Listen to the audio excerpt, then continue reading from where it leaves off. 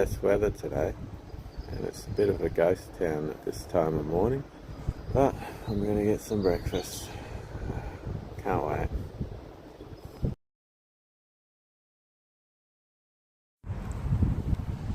Hey brothers and sisters in Christ and people of YouTube. We're having a great quiet morning in Geraldton. Right. Beach is calm. It's starting to get quite... It's not a bad day in Gero for still being winter. It was looking pretty cloudy there for a while. Still is a bit. Right? Depending on the wind, it could be bucketing down soon. It's funny. My whole life being an empath and being someone that feels people's feelings and shows lots of love to people that don't deserve it. I've always had people like hating on me. I've had people using me. I've had people just basically like being parasites in my life. Like, I think it started off with my brother, and for the longest time he was the most negative person I ever met. And it gets to a point when you just feel like you want to end your life when you spend enough time around these people. Like, their negative energy just really drags you down. And I've always been positive no matter what happens in my life. I just get up and bounce back, and it's always been that way. And I've had a hard life, but I always seem to find my way back. It's just funny how unreasonable the slander can be from people, though. Like, it's always a one-sided relationship. Like, those people have always needed me, like, and I've never needed anyone. I've always been a bit of a lone wolf, and that people that are lone wolves tend to be strong characters because they've been put through a lot, and they've had to deal with people that like to throw emotional outbursts out there all the time. It's funny when you see someone trying to be prideful and tell everyone that they don't need you in their life and that you're the problem, and yet they've been mooching off you for the last 4 months.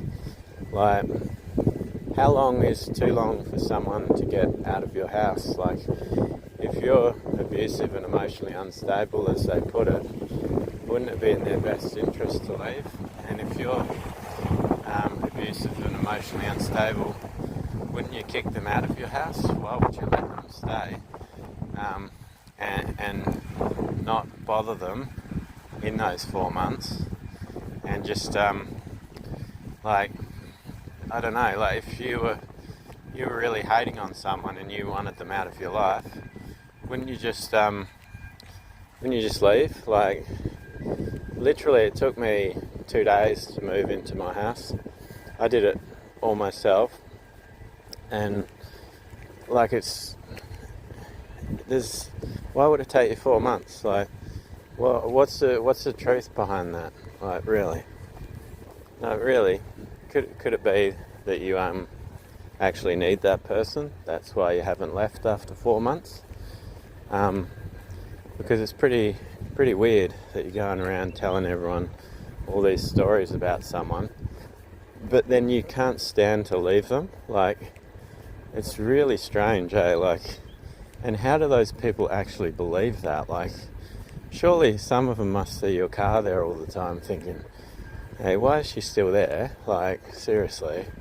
Like, money isn't everything, and neither's property. And even if said person left, they still could get stuff from court. Like, the courts would still handle it. Like, there's no reason they'd need to stay there. And when they've been telling lies about you, hating on you, saying all these bad things about you all around town, and then their choice is to come stay with you over everyone else. Like, don't you think that's just a little bit weird? And these people that attack empaths, that, you know, I've never done a bad thing to people in my life, and, you know, like, the whole town, whole town, not one of them, not one of these women's husbands has stood up and said, nah, Jamie's not like that, I actually like Jamie, and has actually stood up for me. Not one of them. And yet I've never done a wrong thing by them. I let them stay in my house, you know, let them eat my food, and these jerks, not one of them would get off their fat ass and actually make a case against their wives or against these manipulative women that just thought they could just slander someone for no good reason. Like, isn't that funny, eh? And this was like so many people in town that I knew, and not one of them would stand up for you because they're all afraid of their wives. Like a bunch of pussies, eh? And, you know, this is the times and seasons that we're in. You know, for men will be lovers of self, covetous, boastful, proud, blasphemers, untruthful, unholy, disobedient to parents. You know, 2 Timothy 3, basically, you know, it's just so much easier to slander someone than to have it done to you. You know, like, these people are so scared of slander themselves that they do it first. You know, like, that's the reason the smear campaigns start in the first place, because that person that cheated, lied and stealed, and all their friends know, because they've known them for like 12 years, so they've seen them with other men, and they know, you know, but they just choose to lie on and hate on someone that's quiet because they think that this quiet person's weak. Well, I'm here to tell you it's not weak, it's kindness. But you guys should probably learn what that is and start reading the Bible, you know, how to be good to people. I mean, it really is ridiculous when you think about it, that someone that's quiet like me has always had a good heart, and you're trying to flip the script and say that, you know, I'm a bad guy. I mean, get real, you know. Yeah. And the truth comes out in the end, and all you people just look like fools. Like, seriously. The good thing about it, though, is I know who my enemies are now, and I know all these people that have come over my house are just trash. Every single last one of you. Not one of you has a backbone, and for all of you to go along with this stupid campaign, it's just ridiculous, eh? Like, you had nothing better to do in your life than sit around and gossip, especially you men. I'm calling out you men, because men shouldn't gossip. That's what you used to get beat up for. You know, and like, some of you probably need a good beating. Maybe you didn't get enough of that growing up to think that talking about another man behind his back is the right way to go. You know, so I'm right here if you want to say something to my face, but none of you probably ever will. I mean, I remember a couple of you bragging about how you like to beat people like they can't defend themselves. They have their hands behind their back. Do you remember that? I don't think there's anything manly about that. You know? Just reprobates. I mean, if a man can't defend himself and you're whacking him, it just means you're a pussy. And most of you are. So, yeah, I mean, not one of you come up and say anything to my face. Anyway, those pussies know who they are. No point really talking about them any further. This is what's wrong with the world, though. Like, you don't need that many people in your life. Like, if you get a partner and they've got like 60 friends, you got to sort of reevaluate your choices in life. Like, is this person really worth your time? Because that many friends, most of those people are not going to be good people. Probably all of them. Because if they got that many friends, why would they need that many friends? Like, you only need a couple of good friends. And, the best experiences I've had in life when you've had a party is you have like a group, maybe 4 people over your house. There's you with your partner, and you can have a deep conversation with people. You can really get to know people, and it actually feels nice because you're making real friendships. People's ins and outs. You know their story. Because most people, especially these pussies I was talking about before, they'll sell you a story. They'll tell you a bunch of bollocks about how good they are, how they're the best, how they've worked the same job for 30 years, just so they seem like they're really interesting, when they've just got really boring lives. Like people that hang around these parties with a whole bunch of people, most of them are just surface level sort of people. And I've always been a one-on-one kind of guy, I'd much rather just have a couple of friends that I can actually trust, that are loyal, but aren't prideful, don't have to tell you all this stuff to make themselves sound good. There's most people that are like that, they don't actually love their life, they hate themselves, especially these ones that keep getting these mail order brides. They get them and then they're miserable because they've been sold on the idea that they've got themselves a slave. But that's not really legal, and that's just not how life works. And some of these Asian countries especially, they sell you a wife that you think that they're like a robot. They're just going to do all this stuff for you, not complain, and they're going to be beautiful. And you get them over here, they're beautiful, then they start eating KFC, they get real fat. They're not doing anything for you. All they sold you was a lie. And you're miserable. And it's because you just didn't go out to make a connection with someone, And all these women you get from these Asian countries, 99% of them, they love their phone. They don't love anything else but their phone. And they have tons of friends, and they do things in secret that you don't know about. Like, they could be just cheating on you behind your back. And I'm talking, it doesn't have to be full-blown cheating. It can just be like talking to other men online that they shouldn't be doing, or just liking someone's posts, like being obsessed with a man that they will never have, but they just keep doing it anyway. And you would never know. They could be sitting on the couch with you doing that sort of stuff.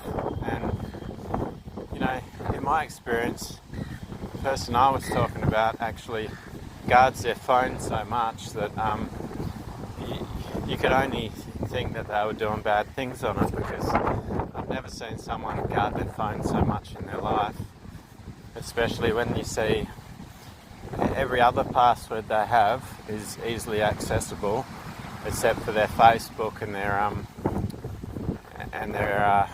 Instagram. Like, that's the only ones where they have two-way factors where you have to get texted to you to get on there. So there's definitely some juicy stuff on there.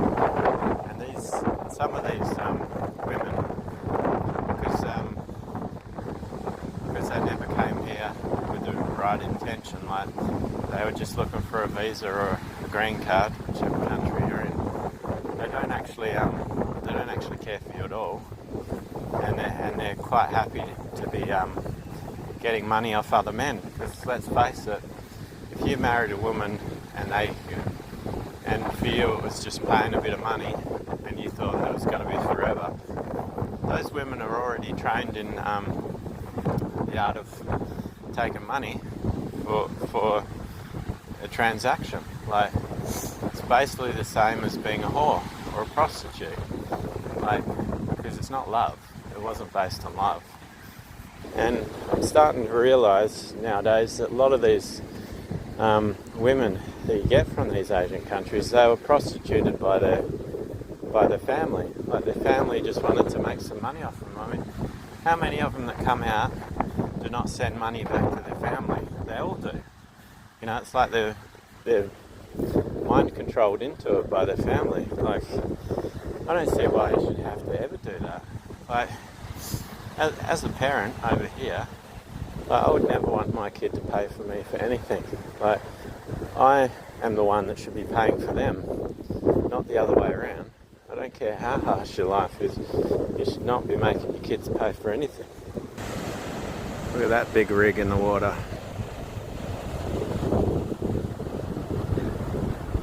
Still pretty early, eh? But pretty nice. Always pretty nice here. Even though it's like winter, it's still like you can still go into town, and it's not too cold. Like, I had a couple of 20s so far, which is not too bad. It's the first time I've come in so early in the morning.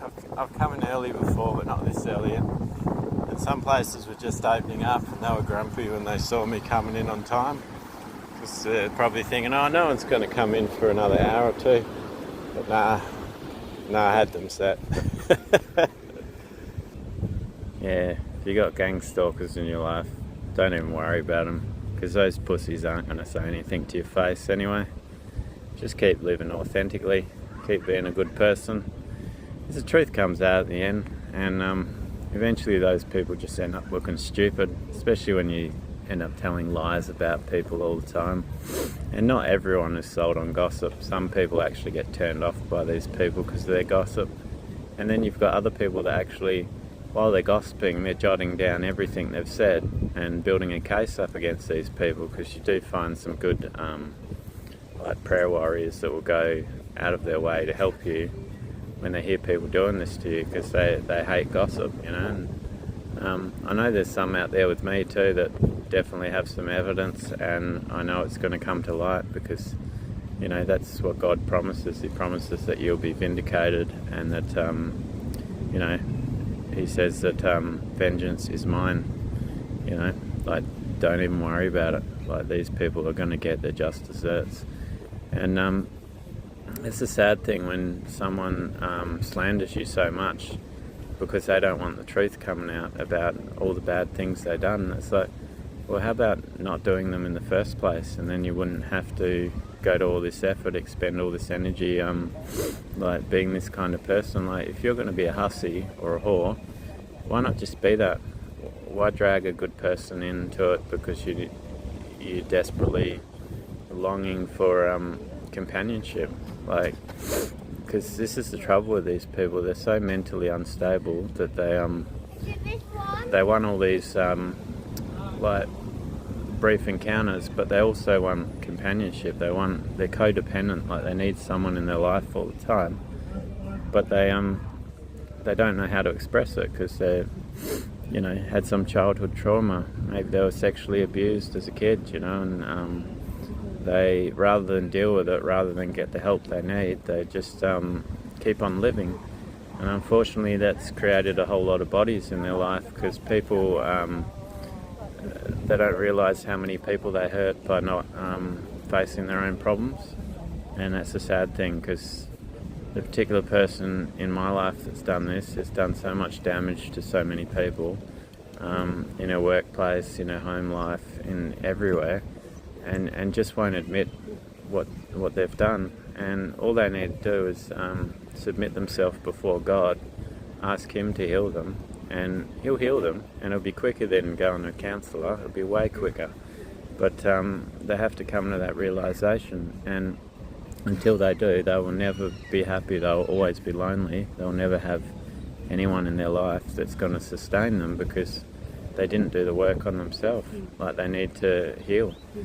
And I know it's hard to face your problems. It's hard to face sexual abuse trauma, but you've got to do it one day. Otherwise you're going to die at an early age, because these things just end up destroying you. Yeah, so if anyone's listening to this and wants to pray for these people, that'd be great, because I'm starting to think my lone prayers are just not enough. Like, I need some group prayers on these people. especially if you know who I'm talking about, or you've been watching my videos, you can put two and two together. Just pray for these people. Every single one of my gang stalkers, pray for them. Because even though they don't deserve it, God says to pray for our enemies, to love them, and that I'm paraphrasing here, but he says you'll heap coals on their head for being good to them, you know. And that's how we should be. And really, I'd like all of them to just be their best selves, like how Christ was. Like these pussies, I'd rather they weren't pussies. I'd rather they'd stand up for themselves and actually be the best person they can be, like in Christ. Like God sees us as kings, as leaders, as people that we would never imagine ourselves being, but He can see what we could be if we worked on ourselves. And I've been working on myself lately, and I'm seeing myself in a new light. I'm seeing where my strengths are and where my strengths in Him are, and what He wants me to do. And it's just a shame that they can't see it themselves. And at the end of the day, I just feel pity for these people that have been sexually abused and are taking it out on everyone else. So because they don't stop being sexually abused. Like they go out and they meet other fellas and they're getting sexually abused. It's just the trauma happening over and over, and they don't realise they're just stepping right into it. And it's sad to see people go downhill like that. Like even when my brother, I think he's still on meth, but he, I could convince him to not take meth, and then in the next breath he'd be convincing himself to take it, and you couldn't stop him. Like there was no reasoning with him, even though you could put some pretty good arguments out there. He would take the arguments, he would listen, but the pull of the drug would just always win, and that's the drug of the devil, that stuff.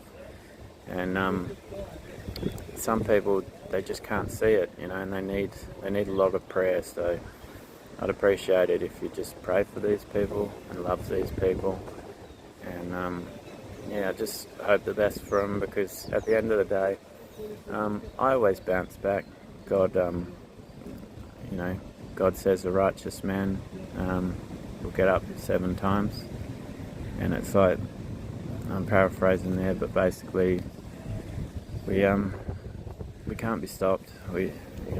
Because He's there with us. He always props us up, and I'll be fine. Life's only improving for me, but I just hope these people can get the help they need, and it's not too late for them, because even with the things they've been through, the choices they're making are leading them down to a road to hell, and that's why God is so sympathetic to them, because of what they've been through. But eventually He gets fed up with them and He'll take their life. So please pray for them, and God bless all of you, and Jesus loves you, I love you, and have a blessed day, people.